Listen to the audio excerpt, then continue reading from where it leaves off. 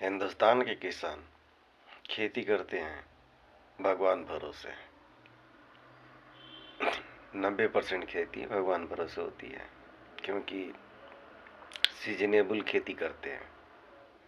बरसात हुई बरसात की खेती, सर्दियों में सर्दियों की खेती, गर्मियों में गर्मी की खेती।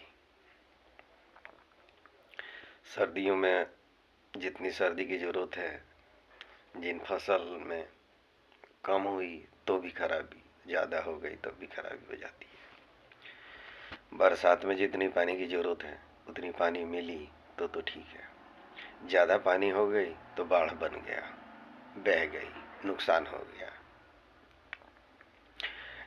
इस तरह करके हिंदुस्तान में 90% लोग खेती जो करते हैं वो भगवान भरोसे करते हैं। अब भगवान तो नाप तोल के इतना परसेंट गर्मी चाहिए, इतना पानी चाहिए, परफेक्ट तो नहीं होता है। हर स्टेट में अलग अलग हो जाता है, कभी ज़्यादा हो जाता है, कभी कम हो जाता है। सीजन है, मौसम है, मौसम कभी कम होती है, कभी ज़्यादा हो जाती है। लेकिन खेती के लिए परफेक्ट वही होता है, उसे जितनी ज़रूरत हो उतना ही पानी, उतनी ही गर्मी और उतनी ही सर्दी, ज़रूरत से ज़्यादा नहीं। जिस तरह हम लोगों के शरीर में ज़रूरत से ज़्यादा कोई चीज़ नहीं चाहिए,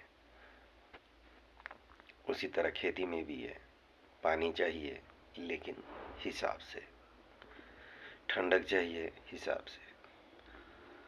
तो लेकिन यहीं पे हमारे हिंदुस्तान के किसान फेल हो जाते हैं, क्योंकि हर कोई उतनी प्रोसेस और फार्म हाउस के सिस्टम को एक्वायर नहीं कर पाते, क्योंकि किसान होते हैं उनके पास उतने पैसे हो नहीं पाते। और हमारे देश की जो गवर्नमेंट है, हमारा जो देश है, उतना डेवलप नहीं है।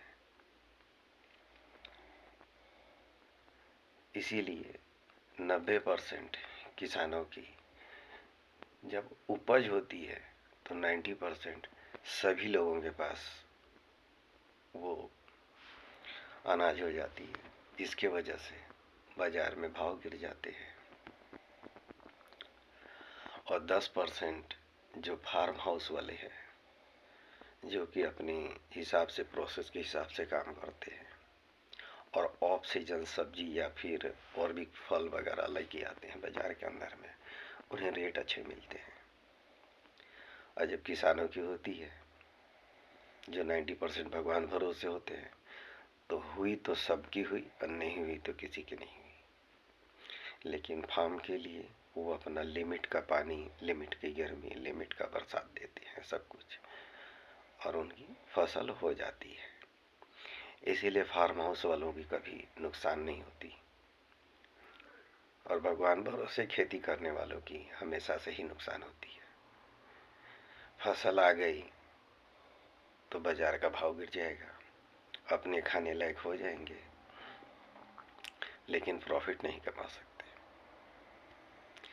यही समस्या। जय हिंद।